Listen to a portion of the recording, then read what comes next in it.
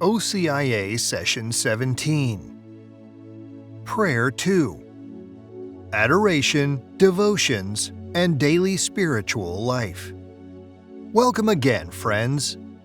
Last time we introduced prayer and looked at the basic forms: adoration, contrition, thanksgiving, and supplication. We also talked about classic Catholic prayers like the Our Father, the Hail Mary, and the Rosary. Today, we're going deeper into Catholic prayer life.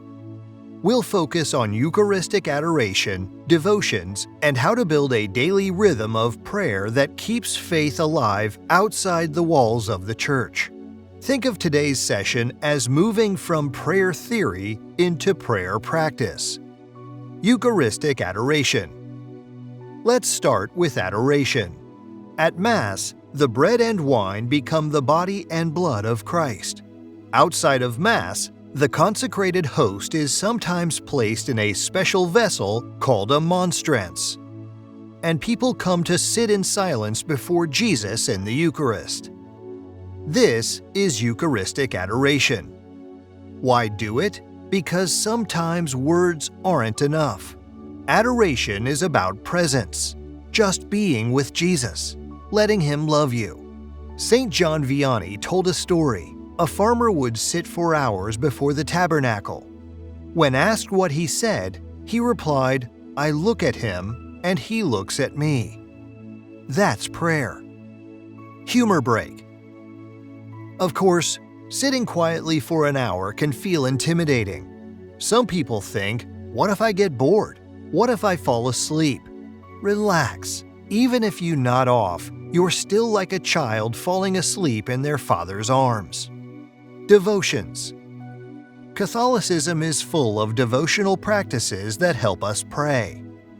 The Rosary, meditating on the life of Christ through Mary.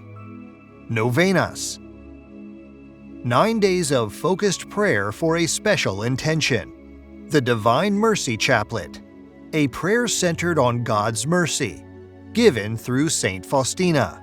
Stations of the Cross, walking with Christ's Passion, especially during Lent. Scapulars, medals, and holy cards, physical reminders that we belong to God. These are not extras. They're ways Catholics throughout the centuries have kept prayer alive in daily life. Interactive reflection. Take a moment. Which devotional practice have you seen or heard of before? Which one intrigues you? Write it down. This may be an area God is inviting you to explore. Daily spiritual life. The goal is not just to pray sometimes, but to make prayer part of your daily rhythm. Some practical tips. Morning offering. Begin each day by giving your day to God. Scripture reading. Even 5 minutes a day makes a difference. The Angelus, a traditional prayer at 6 a.m., noon, and 6 p.m. recalling the Incarnation. Night prayer. A brief examination of conscience before bed. The point is consistency, not length. God prefers 5 minutes of daily faithfulness over 1 hour once a month. Humor break number 2. Some people worry, what if I get distracted? Trust me, God already knows your mind wanders. He's just happy you showed up. If your prayer life is 90% distraction and 10% love, God treasures the 10%. Parish connection. Your parish probably offers devotions, group rosaries, novenas, holy hours, Stations of the Cross in Lent. Joining these helps you learn from others and stay committed. Remember, prayer is never just private, it's also communal. Devotions keep parish life vibrant. Interactive activity. Pair up or reflect quietly. Share what's one simple prayer practice you could realistically add to your daily routine this week. Not a huge change, just a small, consistent step. Building a habit.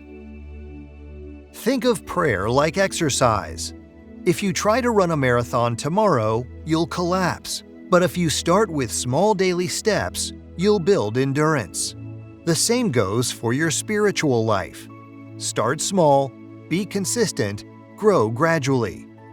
Action step. This week, 1. Spend at least 15 minutes in Eucharistic Adoration. If your parish doesn't offer it, sit quietly before the tabernacle. 2. Choose one devotion. Rosary, Divine Mercy Chaplet, or Stations of the Cross, and try it once this week. 3. Add one short daily prayer, morning offering, Angelus, or night prayer. Closing. Prayer is the oxygen of the soul. Adoration teaches us to rest in God's presence. Devotions connect us to the richness of Catholic tradition. Daily habits root our faith in everyday life. Next time, we'll do a walkthrough of the Mass itself, step by step, to understand what's really happening and how to participate fully.